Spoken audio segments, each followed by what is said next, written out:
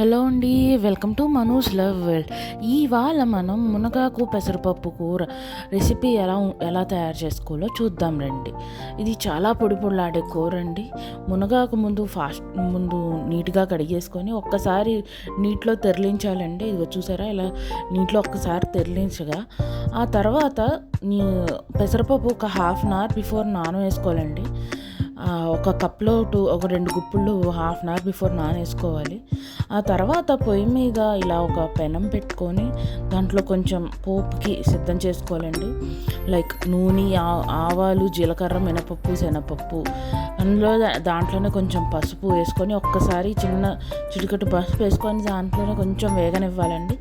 వేగనిచ్చాక ఇప్పుడు మనం దీంట్లోనే కొంచెం పోపు వేగాక మునగాకు ఆల్రెడీ ఒక్కసారి పెట్టుకున్న మునగాకుని వేసుకోవాలండి. తెరలించి పెట్టుకోవడం వల్ల మునగాకు చిన్నది ఉడికినట్టు అవుతుందండి. దాంట్లోనే ఇలా మనం హాఫ్ అన్ అవర్ బిఫోర్ నానేసుకున్న పెసరపప్పుని తీసుకొని దాంట్లో చల్లాలండి. ఒక 5 మినిట్స్ తర్వాత మళ్ళీ ఒకసారి కూరని పెట్టుకోవాలి.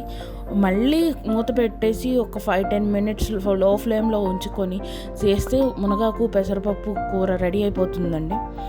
మరెన్నో ఇలాంటి ఇంట్రెస్టింగ్ వీడియోస్ కోసం please subscribe to మనూస్ love world. Thank you.